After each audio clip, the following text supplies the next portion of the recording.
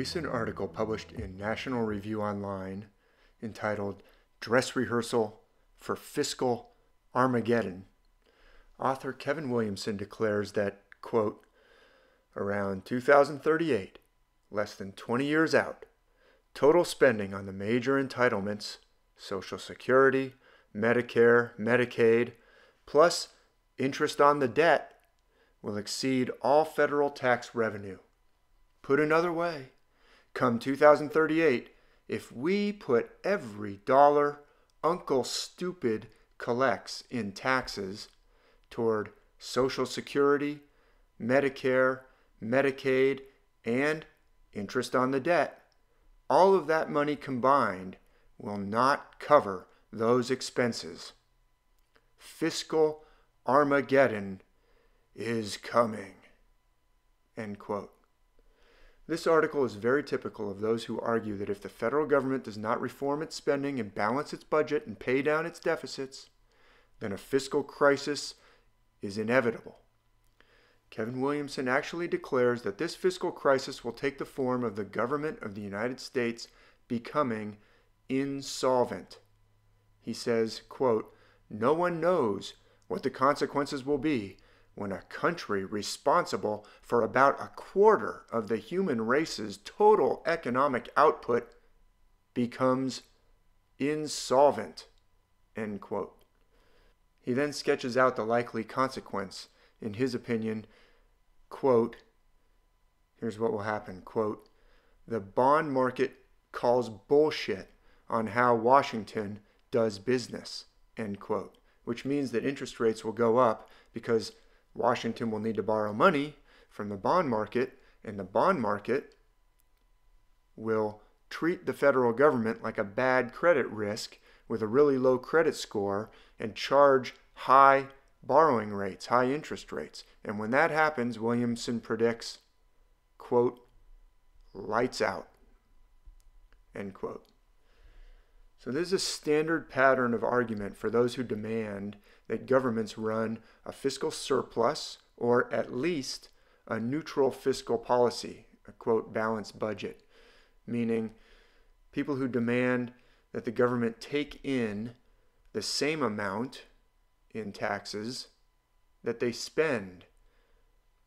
That would be a balanced budget, or take in even more in taxes than they spend. That would be a surplus. And they're talking about spending particularly on things like what he lists in that article: Social Security, Medicare, Medicaid. We could also include infrastructure, other social programs. This is the argument of those who favor austerity worldwide. Austerity meaning make the people get by with less because we can't afford to spend. It's a vision of artificial scarcity, which is not based on reality, but which serves an ideological agenda, an ideological opposition to providing for the people of a nation with social welfare, an ideological opposition to government spending or government's freedom over its own fiscal spending decisions, and which has as its goal an ideological commitment to privatization of what belongs to the people of a nation, the gifts that are given to them by what the ancients would have described as gifts of the gods. You might prefer to say gifts of nature, but universally around the world it was seen as coming from the divine realm, the natural resources of the nation, the rivers and the forests and the ports and the waterways and the soil, the gifts of the soil, the crops, selling off the public domain for the benefit of a relative few, corporations and connected cronies. And that means an ideological commitment really to violating the rights of the general public, the men and women to whom those resources actually belong. That's what's behind this whole austerity agenda. And the reason that people can get away with making arguments like this is that very few men and women in the general public actually understand how money is created and where it comes from, or where government bonds, which are mentioned in that article, actually come from and what they represent.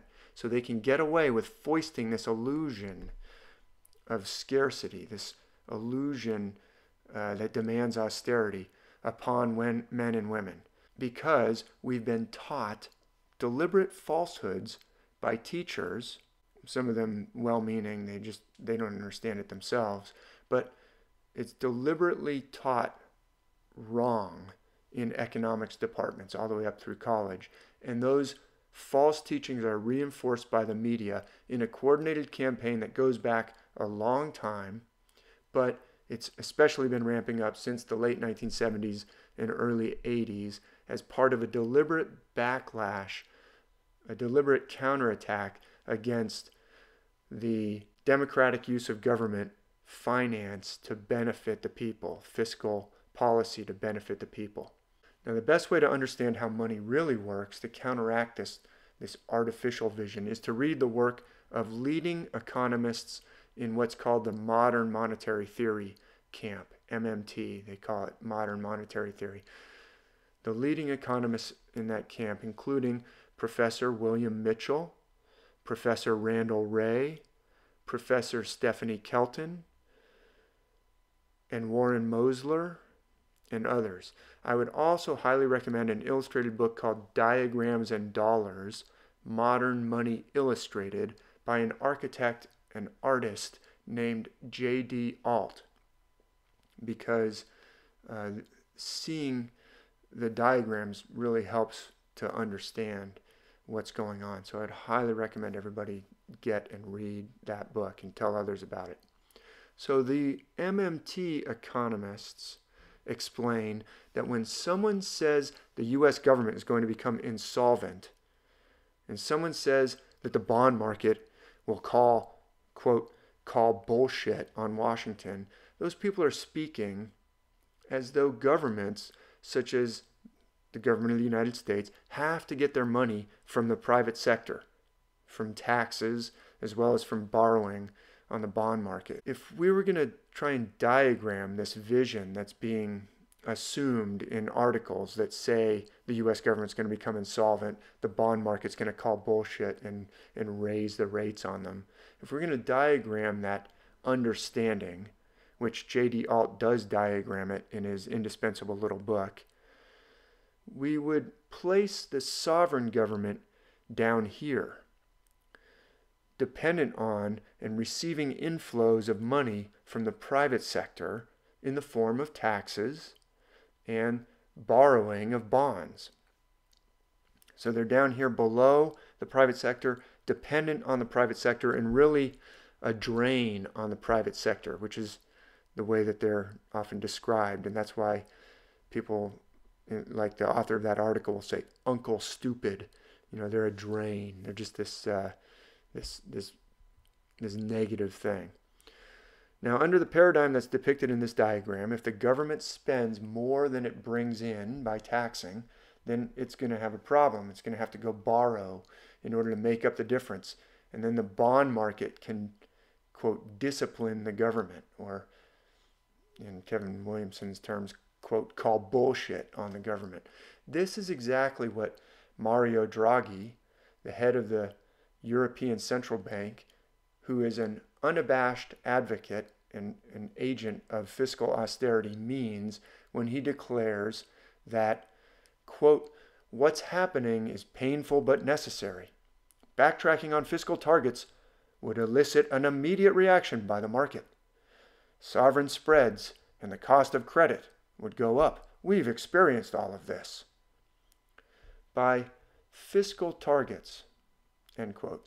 By fiscal targets, what Mario Draghi means is government fiscal policy that has a target of spending no more than what it brings in via taxation, or fiscal targets that disallow deficit spending. So if the government brings in, let's say, 100 euros or 100 billion euros, or however, we'll just say 100, they cannot spend more than 100. That would be a deficit. Any spending above that would be a fiscal deficit. Usually those targets allow a slight fiscal deficit, like maybe no more than 2%. That's what was in the news recently with the Italian fiscal deficits. So if they bring in 100 euros, let's say, they have a target that says you cannot spend more than 102 euros. So that's what he means by fiscal targets. So he says if we backtrack on those fiscal targets, if we allow them to spend 105 or 110, if they decide that they need to spend 110 and they only brought in 100, oh, we know what'll happen. We've seen this before. We've experienced all this. Sovereign spreads and the cost of credit would go up. So he would prefer, he's an austerity advocate, he wants them to achieve fiscal targets, and that means cutting spending on social welfare programs, forcing people to take cuts in pensions that were promised to them in contracts years ago when they were starting work. When they started working and they were evaluating their different choices and they were given certain contracts and pension promises, well, we'll just cut those now. That's violating those contracts. But that's what austerity does, cutting the quality and availability of public education and ultimately selling off public domain. If the government can't meet its targets, well, then you have to raise some money. Well, sell your couch, sell your, sell your bike, sell your heirloom that you inherited from your parents or whatever. But in the case of countries, it means selling off public domain, which rightly belongs to the people, which means natural resources like ports, Athens, Port of Athens, which is a gift of the gods. The ancient Greeks saw these things as gifts of the gods. The Port of Athens was actually sold off. Greece, the austerity advocate said, hey, you got to start selling stuff. So they had to sell the port of the Piraeus. Selling off natural resources like forests, rivers, the electromagnetic spectrum, the mineral riches under the soil. All these things were seen by ancient cultures as belonging to the gods or originating in the divine realm, if you prefer. We'll say they're the gifts of the divine. Sell them to corporations because the government has to, quote, balance its budgets. This entire agenda is built on a lie. It's a lie based on an illusion of scarcity that's supported by giving people a hazy understanding of where money comes from and a picture in their heads or a hazy concept that the sovereign government is down here and the private sector is up here and the government's a drain on the private sector and we just need to starve it off if possible, which is why you need to take a cut in your pension when you're too old to work. That's why Mario Draghi says, hey, it's all painful but necessary. That's a direct quote, painful but necessary. Just take a cut and sell off your port, just sell off your forests, sell off your railroads, sell off your telephone service, sell off your utilities. It's painful but necessary. But let's think about that. Let's look at this diagram a little more closely. Is there anything wrong with it that you can see? Where is the money actually coming from in this diagram? How does it get into the private sector in the first place? Yes, we know that government spending is going to put some of that money back into the private sector, where they apparently got it from in the first place. They'll put some of it back after they pay their employees, right? That's why it's a drain. And of course, government will have to make interest payments on those borrowings and eventually pay back the principal. So we can put some of that back here too. But how does this system get more money if the private sector needs to grow? It turns out that this diagram, this understanding that this diagram is trying to depict, this understanding that underlies all the assumptions that allow people to say that government is in danger of becoming insolvent, will have to go to the bond market, they're going to have to go hat in hand to beg for more in order to try and get by. That whole picture is completely wrong. The private sector cannot create currency. The government doesn't get currency from the private sector. So this diagram is completely wrong. It doesn't show how the private sector really gets currency. It just kind of imagines that money somehow just appears in the private sector and then some of it flows out to the government as taxes or lending. In fact, that's why the diagrams in J.D. Alt's book are so good, because once you have a diagram, you can look at it and see, wait a minute, somebody's it's like a circus trick or a hoax. You look at it and you realize, just a minute, someone's trying to pull a fast one here. That water that's flowing out in that faucet doesn't appear to have a source. There must be something else going on. In reality, as MMT economists explain, governments create the currency. They do not borrow it from the private sector. The diagram itself is completely upside down. That's why it leads to upside down thinking, like the idea that we can't afford to have social programs, and governments need to borrow from bond markets to make ends meet, and actually governments need to sell off the natural resources to corporations and to cronies in order to balance the budget. All those national resources which the ancients saw as coming from the divine realm or the gods, gifts to the people of that nation. That's upside down thinking. And the reason that this diagram is upside down is that a sovereign government doesn't rely on anyone else for its sovereign currency. No one else by law is allowed to issue the currency. As professors William Mitchell and Randall Wray and Martin Watts write in their excellent book, which I would also recommend, Modern Monetary Theory and Practice, an introductory text. On page 109, they write, quote, "The sovereign government retains for itself a variety of powers that are not given to private individuals or institutions. The sovereign government alone has the power to determine which money of account it will recognize for official accounts.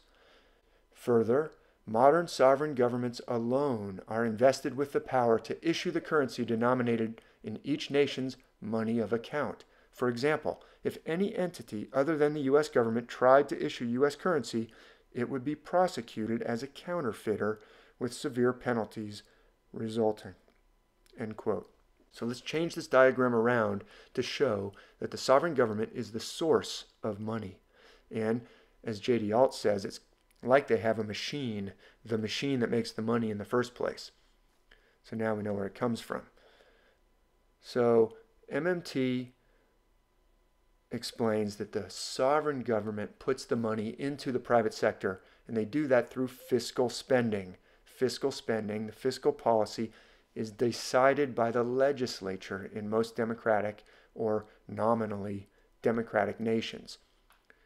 That the legislators decide to spend on based on their priorities, that's the fiscal policy. So the legislators means the congressmen and congresswomen, the members of parliament, etc. What they're called varies by nation. So let's continue with that quotation from Professors Wray and Professors Mitchell, Wray, and Watts. It goes on to explain that, quote, "The sovereign government imposes tax liabilities in its money of account and decides how those liabilities can be paid. That is, it decides what it will accept in payment so that taxpayers can fulfill their obligations." End quote. So taxes are described as a liability of the people and corporations, as a liability that people and corporations owe to the government, to the sovereign government. But as MMT explains, if you really understand taxes, the government doesn't need those in order to spend. It explains that tax liabilities are like an IOU. When you pay back the IOU, that IOU is ripped up. It's extinguished. It goes away. The government doesn't need it in order to make their sovereign payments. As we've already explained, they just make those sovereign payments using an accounting entry, which is done with keyboards, not with taxes that they already got somewhere. They don't need taxes in order to spend. Taxes are an IOU. When you pay the IOU, it gets shredded, or it gets burned, it gets extinguished. Okay? So we'll draw a little taxes. They come down here, they get extinguished. Finally, this quote on page 109 explains, "The sovereign government also decides how it will make its own payments." The sovereign government also decides how it will make its own payments when it purchases goods or services or meets its own obligations, such as pensions, to retirees. End quote. What this means is that there is absolutely no chance, zero, no chance that a sovereign government can ever become insolvent. over any obligations that are payable in its own money of account. That includes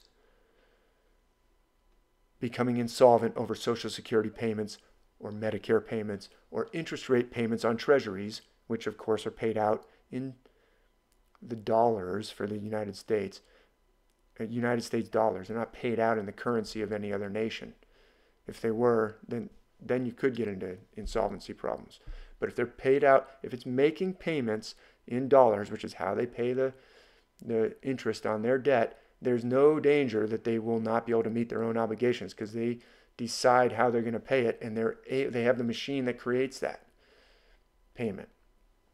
So that means that Kevin Williamson is simply wrong when he says that the United States is certain to become insolvent if it doesn't change its fiscal ways and implement even more austerity than it has already been imposing since 1980. This is just not a debatable point. It's simply the facts of the way money is created in the modern world, and actually the ancient world too, for that matter. If someone denies that this is the case, they're either ignorant of reality or else they're trying to create an illusion of scarcity in order to push an austerity agenda because they have an ideological commitment to some ideology which sees fiscal expenditures by the sovereign government as just evil, ideologically evil, perhaps because they have ideological commitment against fiscal freedom by governments to be able to spend on things like social welfare, or because they'd actually prefer that the natural resources of a nation be sold off to corporations. So once you understand this, I don't know, maybe the author of that article, Kevin Williamson, maybe believes that vision of reality. So maybe, maybe he actually believes that. But there are some people who are pushing this even though they know better. Once you start to understand this, you can understand in large part why certain segments of the population are committed to this kind of ideological agenda. But I think in the general public, the vast number of people who think this way probably do so honestly because they've been taught this in economics classes, and it's been just drummed and reinforced by the media over and over for their whole lives. So what about that part about having to borrow from the bond markets, right? What about that? Well, that's actually also completely incorrect. In fact, saying borrow from the bond markets is misleading already. The way that governments create money into the economy is by crediting bank reserves. The bank reserves are like the accounts of banks at the central bank. In the United States, it's at the federal savings banks, of which there's 12, one in each of the 12 Federal Reserve districts of the nation. The government doesn't have to borrow in order to credit reserves. They just credit reserves using an accounting entry, which MMT economists have explained. Something like adding score. It's like a metaphor could be used. It's similar to adding score points to the scoreboard in a sports game. The operators of the scoreboard don't have to run around and go get the points somewhere. When a basketball team scores a basket, they don't say, oh, hey, where are we going to get another 3 points? They just put the 3 points in there. There's no danger of running out of points in a basketball game. Now, if you understand double entry accounting, you'd say, wait a minute, it's not exactly like that because you have to take away, there's liability somewhere. We're not going to get into double entry accounting in this discussion, although we might in a future discussion. It is important, but the bottom line is that the sovereign government is not constrained at all in crediting someone's account. It's the same as putting points on a scoreboard. In this case, they are not constrained at all in crediting someone's account, except to the extent that they've made their own self-imposed rules and constraints about how and when they do it. But there's no reason other than their own self-imposed rules. So when a sovereign government decides to credit bank reserves, it creates an asset for the bank, just like the money in your checking account's an asset for you. You would put it on your balance sheet as an asset. When the sovereign government credits bank reserves, let's say they want to buy a tank or a fighter jet or make a Social Security payment or pay a contractor for some infrastructure improvement or maintenance, either to build something or fix something, then it ends up in banks as reserves. Now, banks hate to have any excess reserves that pay them no interest. If they've got reserves that don't pay interest, holding reserves that don't pay interest for a bank is like garlic is to a vampire. You just can't stand it. They get frantic. Beyond any minimum required amount that has to be held as reserves, they just want to get the rest of that into something that pays them interest. So they're going to lend it out. They'll lend it out even overnight to get some interest, even a tiny, tiny bit, because they just can't stand to not get interest. It's against their constitution. So they'll also put it into a portfolio asset, such as a sovereign bond, which sovereign bonds, government bond, federal government bond in the U.S., those are called treasury bills, treasury notes, and treasury bonds. All of them, usually you can just call them treasuries. The treasury bills and notes and bonds pay interest. In fact, they pay interest guaranteed by the government. That's the best kind of interest. The government doesn't have to borrow in order to pay that interest, as we've already gone through. And as MMT explains, the government just credits the bank's reserve in the account in the correct amount for that interest. So treasuries, bills, notes, and bonds, or government debt, sovereign debt from other countries, they're called other things in other countries, doesn't represent government borrowing because they need money, the way that upside down model of money shown earlier makes you think. The treasury is really more like the government doing a favor for whoever wants to hold that treasury bills, notes, and bonds as an asset. Remember, the bank hates holding any reserves more than it needs to. They want interest. Assets that don't pay interest is like kryptonite to them, okay? Or use whatever metaphor you want. It's like if you're holding a $10 bill in your wallet for years as just a cash, a $10 note in your wallet, it just doesn't generate any interest. You can hold it in your wallet as long as you want. It won't generate any interest for you. Banks hate that idea. So they want to get their reserves into something that pays interest. And so the government creates treasuries to soak up part of those excess reserves for the banks. And the banks, then they're relieved. They get some interest. And it's guaranteed by the government. It's like a gift to them. So in the diagram, as MMT explains, and various MMT professors have explained this, and as J.D. Alt diagrams it, the treasuries, the government debt, those are analogous to savings accounts. If you still remember savings accounts, they're still around, but they're more rare than they used to be. But if you're old enough, you might remember you would have a checking account that paid no interest or very little interest, and then you'd have a savings account. The checking account, you could write as many checks as you wanted in a month, make as many deposits and withdrawals. But the savings account, it paid more interest, but you weren't allowed to just take money out of it, except for maybe like 3 withdrawals a month or something like that. Otherwise, the bank would get mad at you. But in exchange for that, they promised to give you some interest if you just lock up the money a little bit more than you lock it up in a checking account. And that's what treasuries are. They're like a savings account. You can move your extra money in there to earn some interest since you're not using those funds right away and get a little extra interest, but you have to lock them up a little bit more and they become a little less solvent. It's like a bonus from the government. They don't have to issue the treasuries. They don't need them. It's like the bank gives you this option of a savings account. The government gives you an option of putting into treasuries. They're a desirable asset for account holders, including banks. They're a desirable asset for pension funds. They're a desirable asset for foreign governments who end up with cash, U.S. denominated money in their accounts from selling exports to the United States. So they put it into treasuries. They're a desirable asset for individuals, men and women who like treasuries as an asset rather than just holding cash, etc.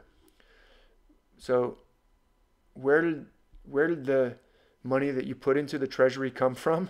Remember, the government just typed it into existence at some point by crediting the reserves somewhere. So purchase of treasuries, or government debt, sovereign debt, represents reserves that the government credited to someone somewhere along the line. The government already issued it, and then it comes back and buys treasuries. Here's a quotation from Professor Randall Wray from a post that he wrote called Debt-Free Money and Banana Republics. It's a different subject, this debt-free money subject.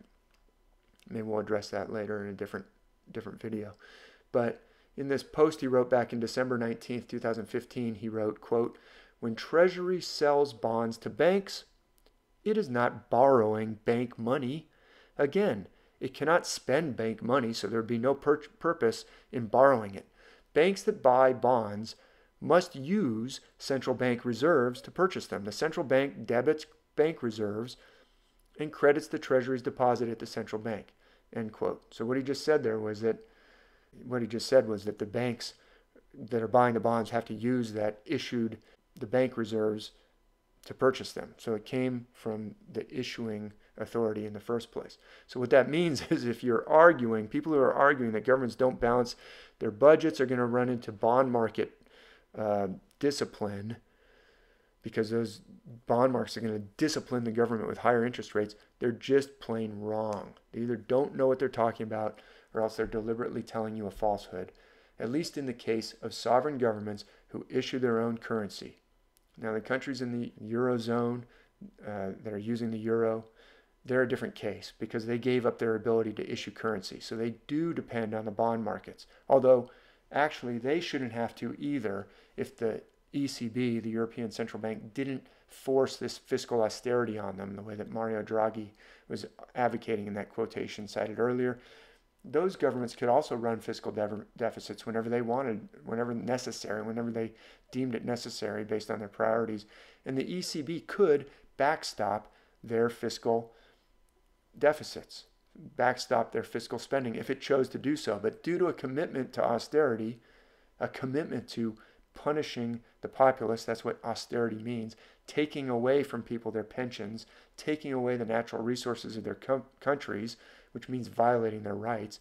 Due to a commitment to austerity, they don't. The ECB won't do that. They could if they wanted to, but they don't.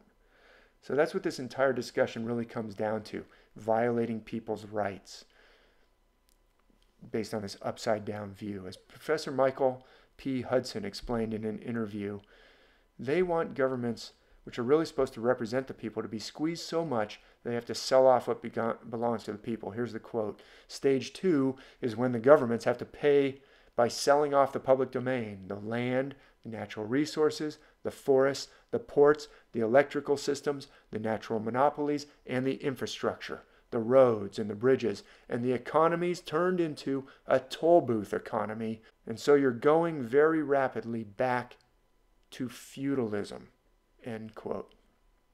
Now, does all this mean that governments should just be completely irresponsible, issue as much money as they want for anything and everything? How about just paying people to do nothing? How about paying people, $10,000 a month to just play video games? Quit your job, play video games, we'll pay you $10,000 a month. Nope, forget that, $20,000 a month. If you do that, you're not going to increase production, and people won't create more bread, more beer, more orange juice, more dairy products, more bridges. So if you do that, you're going to get inflation. You'll have problems. It won't lead to productivity. It won't lead to happiness. But it does mean that governments can afford to pay for infrastructure. And infrastructure actually enables more production. It does mean that governments can afford to pay for college educations, which also enables more production. It does mean that governments can afford, if they choose to pay for health care or for Social Security so that people don't have the risk of ending up eating out of garbage cans when they're too old to work, or eating out of garbage cans because they're destitute because of some medical crisis. It does mean that governments can afford to pay for those things if they want to. And those kinds of things, if the government provides those, actually enables more production, enables a less expensive workforce, in fact. And it also means that governments can afford to have a jobs guarantee for people who would like to work and do not have jobs, or who would like an alternative to the job they have now. If people want to say that we shouldn't have those things, then they should have to honestly explain why they don't want them, why they don't want a jobs guarantee, why they do want unemployment. Maybe they have a good reason for wanting unemployment. They want corporations to be able to pay people less, and if there's high unemployment, people are going to be more willing to work for less. That's one reason. But if that's why you want unemployment, then you should have to honestly say that rather than saying, oh, I don't think we can afford a jobs guarantee. Or if you're against government providing infrastructure, then you should have to explain why. Well, we just want to let the infrastructure go to crap. Why? Uh, because um, because it's better if we pay private companies to do that than the government doing that. Why? Make them explain that rather than saying government can't afford it. That's a false excuse. Once enough people understand the truth about monetary theory, then people who are arguing for austerity won't be able to get away with arguing for austerity, which austerity also means unemployment, means reduced pensions. They won't be able to get away with arguing for those things by saying, well, there's no alternative. We can't afford it, because those are false statements. There all are alternatives, and government austerity is a false dilemma. And people won't put up with that excuse that, oh, we can't afford it. If you're for austerity, which includes unemployment, then explain why without relying on false statements about bond markets, which reveal either that you're completely ignorant about bond markets and what they really are, or else it reveals deception on someone's part.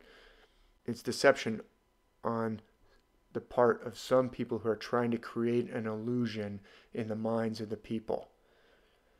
I would argue that arguing for austerity is an untenable position. That's why they have to run to this illusion, because austerity is a grave violation of rights of people. It leads to unemployment. It leads to people being unable to use the gifts and the talents that have been given to them by the divine realm, by the gods. It leads to the reduction of pensions and benefits that have been contractually promised to them in exchange for their work. So austerity is a form of contract breaking. And ancient myths show that gods don't like that either. And ultimately, austerity has as its end result the selling off of the natural resources, the gifts of the gods, or if you prefer, the gifts of nature that are given to the people and the wealth of their nations, natural resources. It's a violation. This austerity ideology, this ideology of austerity, really began to get an upper hand in the 1980s. Going back to that text by Professors Mitchell, Ray, and Watts, Modern Monetary Theory and Practice, they say, quote, between 1945 and the mid-1970s, once again, between 1945 and the mid-1970s, Western governments realized that with deficit spending supplementing private demand, they could ensure that all workers who wanted to work could find jobs. Although private employment growth was relatively strong during this period, governments were important employers in their own right and also maintained a buffer of jobs for the least skilled workers. For example, in the major utilities, the railways, local public services, and major infrastructure functions of government. By absorbing workers who lost jobs when private investment declined, government acted as an economic safety valve, end quote. Well, 1980, or right around 1980, that's when an ideological commitment to austerity, balanced budgets, an end to the fiscal freedom of governments to perform deficit spending started to become the norm in the United States and Great Britain. It was actually rolled out simultaneously in both places. I don't think it was a coincidence. It also wasn't a coincidence that that's when privatization and the selling off to corporations and to private individuals of resources that rightfully belong to the people set us on the road to the situation that we see today. An ideological commitment to austerity requires a kind of brainwashing of people in order to put this illusion in their head that doesn't correspond to reality. And in 1980 is when that brainwashing really kicked in and started to be rolled out in a full court press. And that's why today people can get away with saying completely nonsensical and false things, such as the U.S. government faces insolvency and the bond market will eventually discipline us by calling bullshit on the way Washington does business. People can get away with that because this false vision of scarcity has been forced into people's brains. That kind of ideology requires forcing this false vision of scarcity, that we can't afford to uphold the rights of the people because of this false vision of scarcity, that we have to sell off the inheritance of the nation, of the people, given by the gods, in order to pay the bond market so they don't raise their interest rates on us. In the end, the real constraint is resources, natural resources, real resources. It's not fiscal constraint. Those real resources include the soil, the things that the soil can produce, the forests and the wood that the forest can sustainably produce, the rivers, the ports, the air, the sunshine. All these things were understood in all ancient cultures as belonging to the gods, given by them as gifts. You see that in the myth of Athena and Poseidon competing to give gifts to the people of Athens, such as the olive tree, which was the gift of the goddess Athena. The real resources of a nation also includes, probably the most important of all the resources, the gifts and the talents of the people. The gods or the divine realm have allowed to be born in that country, that nation. These gifts and talents were also seen as being gifts from the gods in ancient times. You see that again in the story of Athena and the mortal woman Arachne, who challenged the goddess Athena to a weaving contest. That was an inversion of the proper order. That was putting things upside down, because Arachne's skill at weaving came from the gods in the first place, which is why it was so wrong for her to mock the gods, and that's why she ended up being punished for it. In 1932, in a book called Black Elk Speaks, the words of a Lakota holy man named Black Elk were recorded. Black Elk described the vision of abundance which prevailed before the invasion of his country. He said, this is his quote, "Once we were happy in our own country, and we were seldom hungry, for then the two-leggeds and four-leggeds lived together like relatives, and there was plenty for them and for us." End quote.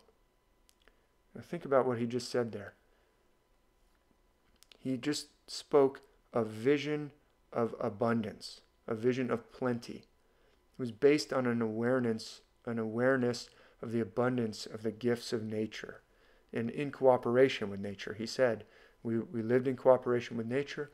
There was plenty for them and for us, and we were like relatives. It's not a vision of dividing people up, dividing humanity from nature, dividing one group from another.